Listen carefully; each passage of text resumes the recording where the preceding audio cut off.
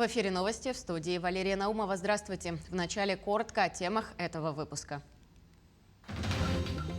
Несколько недель команда специалистов работала над испытаниями магистрального самолета 21 века.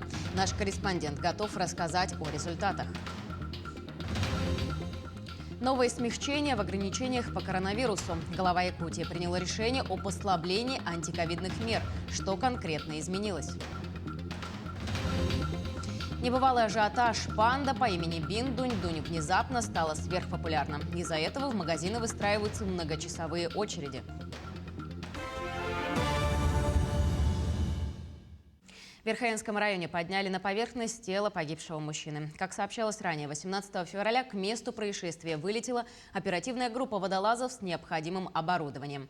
Напомним, 16 февраля в службу спасения республики поступила информация о том, что в 10 километрах от села Асахтох Верхоянского района на автозимнике Яна произошел провал подлет грузового автомобиля МАЗ, груженного углем. В машине находилось 2 человека. Водитель самостоятельно смог выбраться из кабины. Состояние здоровья удовлетворительное. Напарник 83-го года рождения пропал без вести. Разрешенная масса по автозимнику 30 тонн. На месте происшествия работают инспекторы ГИМС, представители администрации и взаимодействующие структуры. Магистральный самолет 21 века закончил испытания в Якутске. С 23 января лайнер проходил тестирование экстремальными температурами и успешно их завершил. Большая команда специалистов работала на протяжении нескольких недель. Результаты узнаете из сюжета нашего корреспондента Магдины Халиковой. 23 января из Жуковского Московской области в Якутск прилетел МС-21-300. Широкофюзеляжный самолет, новейший лайнер 21 века, проходил испытания холодом в столице республики. По 12 часов он находился на открытом воздухе для выхолаживания, а позже с нуля запускался в работу. Это необходимо для тестирования всех систем. После этого проводим также летные испытания, в которых в комплексе оцениваем функционирование систем. В полетах в самых сложных режимах, в том числе с выключением двигателей, то есть с запусками двигателей в разных режимах, разной конфигурации системы управления. То есть все это проверяется на разных высотах и с разными отклонениями от температуры от базовых, от стандартных. И погода в Якутске для таких испытаний подходящая. В республике проходили тестирование холодом такие лайнеры, как Сухой Суперджет, Боинг, Airbus, Би-200 и, конечно, МС-21 отечественного производства корпорации «Иркут». Ее специалисты в составе почти 70 человек прибыли сюда, чтобы проводить все необходимые манипуляции. Сегодня эта машина позволяет в целом, можно считать, среднемагистральной машиной и является комфортабельным современным отечественным лайнером. В дальнейшем в рамках единой также дальневосточной авиакомпании планируем приобретение дополнительных единиц и дальнейшую техническую эксплуатацию. Напомню, что наша авиакомпания «Якутия» она имеет сертификат технического оператора. Помимо наземных проводили и летные испытания лайнера. Провели серию полетов продолжительностью до 6 часов над различными, в том числе северными районами. А посадка самолета осуществлялась практически всегда в темное время суток. Сейчас МС-21 вернулся на базу в аэропорт Жуковский. Именно через Якутск все крупные авиаконцерны мира как раз свои самолеты и проводят для того, чтобы получить допуск на минимальные температуры. Уверен, что вот появление этого самолета на рынке, конечно же, будет ожидаемо. Всеми нами я посмотрел, он сделан очень удобно, он шире, чем его конкуренты иностранные, и Airbus, и Boeing. Он много сделано для удобства именно пассажиров. И, конечно же, с учетом наших дальних расстояний, того же плеча Якутск-Москва, мы тоже свои предложения даем сейчас разработчикам для того, чтобы уже в процессе доводки самолета те или иные нюансы именно внутренней компоновки самолета они были учтены. Как отметил глава республики Айсен Николаев, в планах поступления МС-21 в 2025-2026 годах уже в якутские авиакомпании. Мадина Халикова, Григорий Охлопков, Якутия день за днем. Сегодня, 20 февраля, Айсен Николаев работает в Усть-Алданском улусе. Глава региона проверил оснащение новой школы на 220 учебных мест в селе Сотинцы. Также принял участие в открытии современного дворца культуры. Помимо этого, в Барагонцах открыли детский сад «Кыскил» на 75 мест, который был построен по нацпроекту «Демография». Здание общей площадью более 883 квадратных метров возвел генподрядчик ООО «СК Селим». Дошкольное учреждение будет отвечать современным требованиям к комфорту и безопасности. В каждой группе будут построены и обустроены игровые зоны. Кроме того, предусмотрены колясочные, помещения для инвентаря, прачечная, пищеблок и помещения для персонала. Прилегающая территория благоустроена, площадки оборудованы детскими игровыми комплексами. Также в районной администрации Айсен Николаев проведет заседание Организационного комитета по подготовке и проведению 8 спортивных игр народов Якутии. Наш детский сад построен по национальному проекту «Демография». Мы будем принять детей от 1,5 до 3 лет.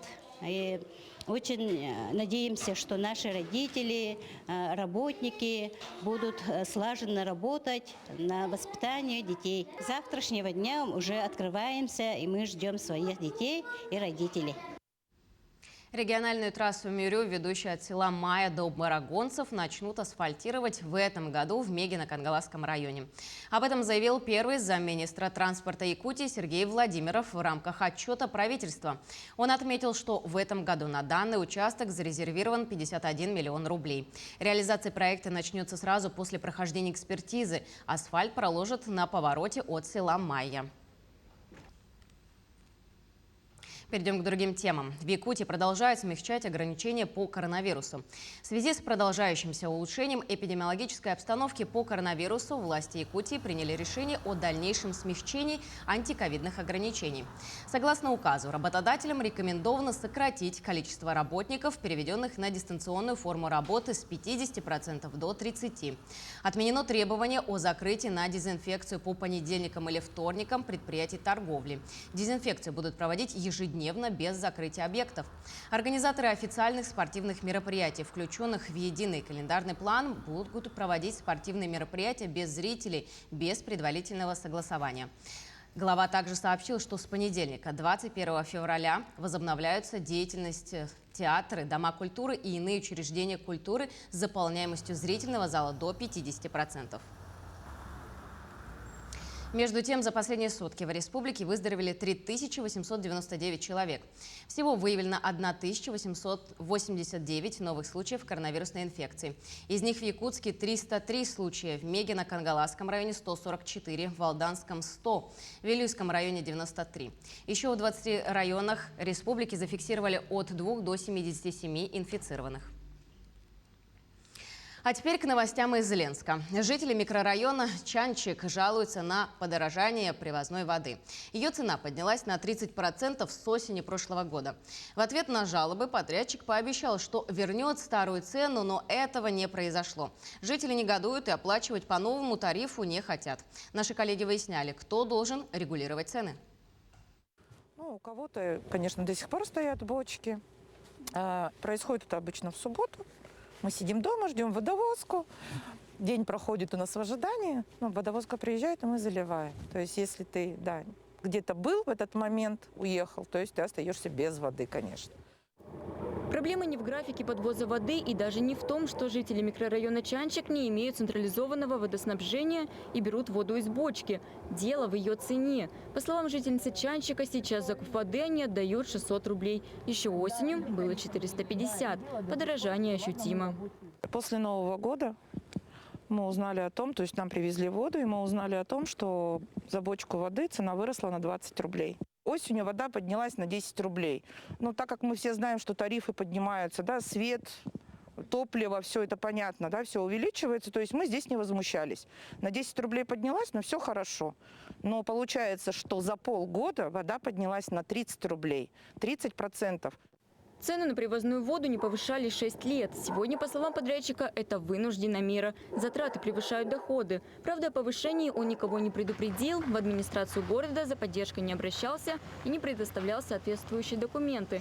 По факту, цены он регулирует незаконно. Ситуация сегодня сложилась таким образом. что человек иначе просто не может просто выдержать экономические нагрузки.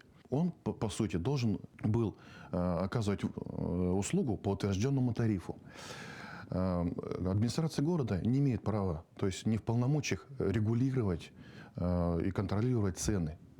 Дозвониться до подрядчика нашему телеканалу не удалось, но сотрудникам администрации он сообщил, цену снижать не намерен. Одна бочка будет стоить 120 рублей, иначе он откажется от поставок. Чтобы не допустить коллапса, мэрия поможет со сбором документов и направит их в район. Если повышение экономически обоснуют, районная администрация утвердит новый тариф.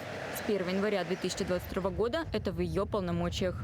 Юлия Золотарева, Алекса Снин, телеканал «Алмазный край». А теперь к новостям спорта. Арьян Тютрин завоевал золотую медаль международного турнира в Болгарии. Якутский боец Арьян Тютрин, представляющий Беларусь, стал победителем международного турнира в Болгарии. Еще один якутянин Нюргун Скрябин завоевал бронзовую медаль престижного состязания. В финале весовой категории до 57 килограммов Арьян Тютрин действовал раскрепощенно и уверенно против борца из Индии Амана Мана. Хоть якутянин и отдал 9 баллов сопернику, но сам заработал в 2 раза больше. Тем самым он стал обладателем золотой медали международного турнира. Соревнование стало хорошим подготовительным этапом для борца перед чемпионатом Европы. Другой якутянин Нюргун Скрябин, также представляющий Беларусь, отметился бронзовой наградой. В борьбе за 3-е место он победил со счетом 3-0 соперника из Молдовы. Талисман Олимпийских игр в Пекине панда по имени Бин Дюнь-Дюнь внезапно стал сверхпопулярен среди жителей КНР. Все сувениры с его изображением мгновенно сметают с полок, а в магазины выстраиваются многочасовые очереди. Подробности далее в сюжете. Когда панду Бин Дунь-Дунь, талисмана Олимпийских игр в Пекине, впервые представили публике 2,5 года назад, реакция зрителей в социальных сетях была довольно вялой и скептической. Многие говорили о ней как об очередном бездумном использовании животного как символа китайского мероприятия. Однако все изменилось 2 февраля, когда японский тележурналист Гида Цудзиока во время прямой трансляции показал сувениры с Бин Дунь-Дунь. Видео быстро стало вирусным, а в официальный магазин Олимпиады в главном медиацентре в Пекине выстроились огромные очереди. Талисманы были распроданы за несколько дней, а поставки новых игрушек были налажены не сразу, поскольку церемония открытия игр пришлась на празднование китайского Нового года, когда фабрики были закрыты. Ряд спортсменов говорили, что получить игрушку проще, завоевав медаль. Товары с Бин Дунь-Дунь вскоре снова появились на прилавках, однако, чтобы купить их, по-прежнему нужно отстоять несколько часов в очереди. Причем в каждой руке отпускается лишь один талисман с пандой. Сотрудники центра говорят, что не прочь провести несколько часов, ожидая входа в магазин. Моя племянница попросила меня купить футболку, а коллега привезти сувенир для него, так что это я буду искать в первую очередь. Честно говоря, я не знаю, зачем мы все здесь стоим. По-моему, это какое-то безумие. Впрочем, слава панды Бин Дунь-Дунь может оказаться весьма мимолетной, ведь Олимпийские игры в Пекине завершатся уже в это воскресенье. На этом у нас все. До новых встреч в эфире.